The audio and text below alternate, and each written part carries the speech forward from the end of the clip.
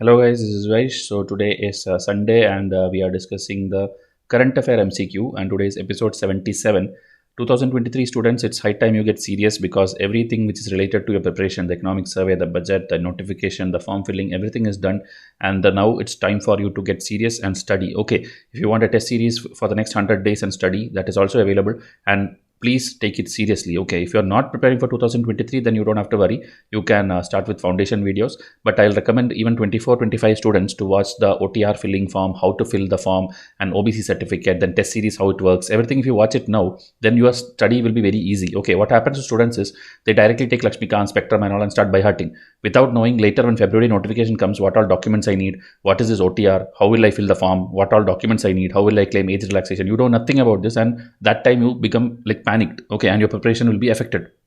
So please be a student where you know everything and then you are simply studying and just waiting for the exam date. Okay, so this is the foundation videos also, which in WhatsApp, when you come and ask me, I'll give you. These are the different teachers who are teaching different subjects every day, and it is going to be a life-changing series for you if you watch it regularly from day one. Okay, so this is the number, WhatsApp number, where if you come and contact me, we'll give you foundation and then we'll tell you how to watch the lectures also free of cost. It's completely free, but please see to that you're contacting on time. Now, current affairs, first question for today. White paper on urban wastewater scenario in India was seen in news related to India and which country? Okay, so there is something like this. So it is related to Israel, France, Denmark, Netherlands. So here the answer will be. So now if you have read the news, you can do, else you can't do. Okay, there's no way that you can solve it. Okay, else you should at least have a history of like you should know like IR relations, like India, for what we contact different countries, like whether we import uranium from them or we take defense equipment from them, or maybe for agriculture we contact them. There will be some historical relations. If you know that, maybe you can take a guess. So here answer will be Denmark. Okay, so the white paper on urban wastewater scenario in India aims to comprehensively capture the present status of wastewater treatment in India. Its purpose is to create opportunities for future treatment structures, co-creation and collaboration. This comes as a result of the Indo-Danish, Danish means the Denmark only, bilateral green strategic partnership, which has focus areas like green hydrogen, renewable energy and water management. Indo-Danish bilateral green strategic partnership. Okay, so this also maybe UPSC can form like bilateral green strategic partnership was in the news related to India and which country. Okay, so that time again it will be Denmark. Okay, came into existence during the virtual summit between Prime Minister Modi and his Danish counterpart in 2020. It builds on the existing agreement that established a joint commission of cooperation between the two countries and provide the mutual benefit. Okay, so implementing Paris Agreement, these are all like usual lines. Okay, in mains, whenever you write anything related to climate change, water saving or anything, you can always tell like, okay, it will help in implementation of the Paris Agreement, it will help in implementation of the Sustainable Development Goal. These extra lines are like common in everybody's answer paper, so you don't miss it. You also have to write it. Okay. Then International Water Association's World Water Congress and Exhibition. This happened recently in Denmark. That is why this was in news. Okay, in September, October time, this was in news. It is organized every few years across the country, across the world, to bring together experts to discuss all these things. The 2022 edition was organized in Copenhagen, which is in Denmark, based on the theme Water for Smart Livable Cities. It showcased the best practices in Denmark and other Nordic countries, as well as those from the rest of the world. The latest edition is the largest and most comprehensive till date. It includes contributions from Denmark, South Africa and several other cities. Okay, so during this event only, we launched this white paper. So the white paper was jointly prepared by Indian government team consisting of partners from Atal Innovation Mission, Niti Aayog, Jal Shakti Ministry, this National Mission for Clean Ganga, International Agency, Innovation Center Denmark. So all the people together have prepared this white paper, and that is why it was in news. Now question number 2, Green Fins Hub to boost sustainable marine tourism was seen in news related to. Okay, so options are Worldwide Fund, UNEP, Global Environment Facility, Global Footprint Network. Okay, so Green Fins Hub is an initiative for boosting the marine tourism. So which body has launched this initiative? So again, if you have known this current affair, you can solve. Else in exam hall, you will think like everything is an environment body, what to do. So please don't take risk in these kind of things, because 95% of chance it will go wrong. Okay, so answer is B, UNEP. The UNEP and the UK based charity Reef World Foundation have launched this Green Fins Hub to boost sustainable marine tourism. It is first ever global marine tourism industry platform that would help diving and snorkeling operators across the world to make simple, cost-effective changes in their daily practices by implementing international best practices that promotes sustainability of marine tourism. The platform would enable operators keep track of their yearly improvements and communicate with their communities and customers. It would help spread awareness about the global best practices to protect the coral reefs and their fragile marine ecosystem.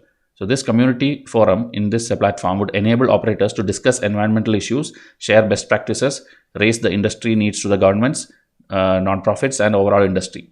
So this provides more than 100 proven environmental solutions, and then the certified members are assessed annually also. So it's a good thing to boost the marine tourism thing, which is launched by UNEP. Okay, it is in a down-to-earth thing. Down-to-earth magazine, I know it's difficult for you to read. That is why in our current affairs, we read them for you and we make questions like this. So whoever is enrolled to our test series, you don't have to read them separately. I will cover all the important articles from that. Now, question number 3. National Commission for Protection of Child Rights, NCPCR, is involved in the monitoring of the implementation of. Okay, so what all does it involve, or what does it monitor or implement? Protection of children from sexual offences, POSCO Act, Juvenile Justice Care and Protection of Children Act, Right to Free and Compulsory Education RT Act. So this particular commission is involved in the monitoring of the implementation of which of these act. Okay, because all these acts are made for different purposes. So whether this body is the one who looks into the implementation of all these things. Okay, so options are 1 only, 1 2 only, 1 3 only, 1 2 3.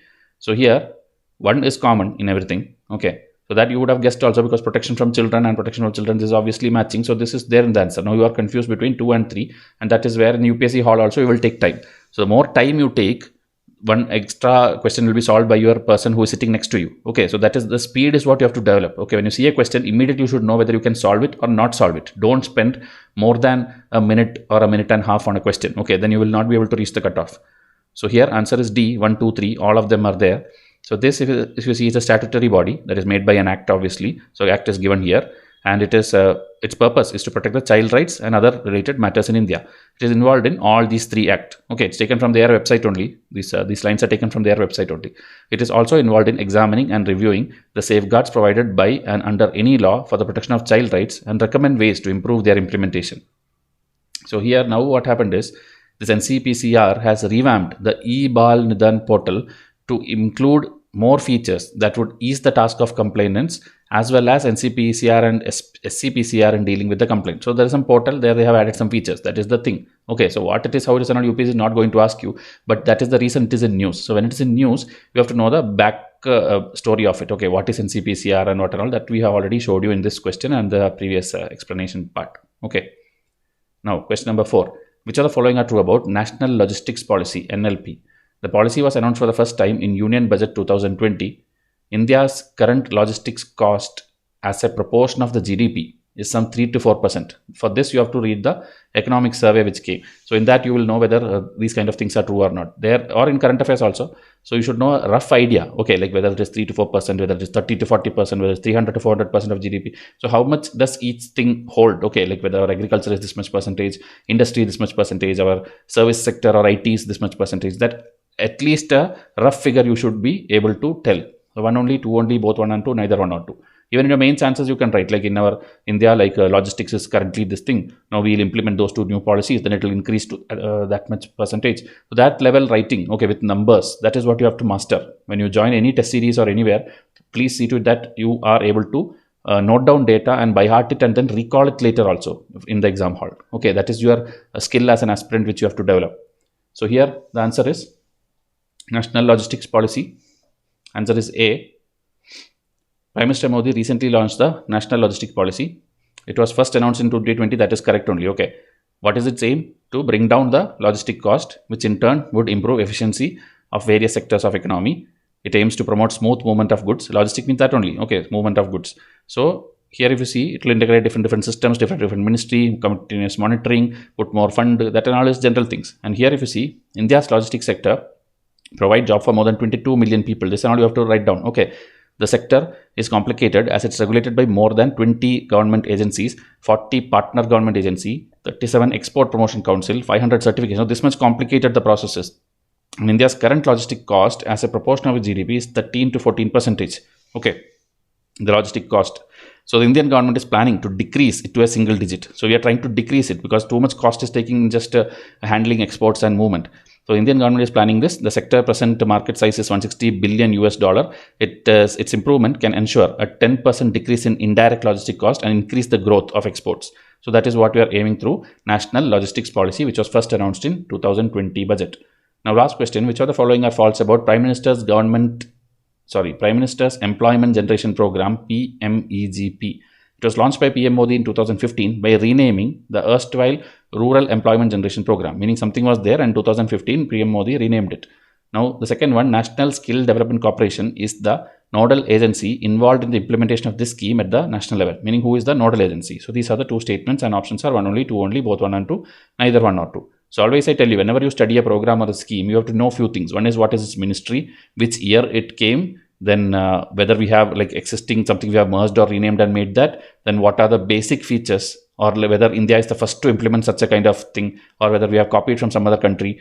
Okay, so and which is the nodal agency. These are the basic 4, 5, 6 things about every scheme you have to study. And for our students, we will give you scheme related test series in which there are hundreds of thousands of schemes with all these features listed. Okay, so you don't have to worry. Already I think I have given 300 schemes I have already given. Remaining more we will give you in the coming days before your prelims. Okay, so here the answer will be C, both 1 and 2. And here both 1 and 2 is not true. They are asking for false. So both 1 and 2 is false because one thing is the nodal agency is not this and the year is not 2015. Okay, it is a very old one. It was launched in 2008. Okay, by that time's Prime Minister, whoever it is, by subsuming the erstwhile Rural Employment Generation thing and implemented by KYC. Okay, so KVIC. So Khadi and Village Industry, this thing is the nodal agency involved in this implementation of the scheme. Okay, then remaining, what are the funds, what are the money, that tiny things are given here, you can read. But you should know that it is a old scheme and that time we had renamed it, and then KVIC is the nodal agency and it is not National Skill Development. Okay,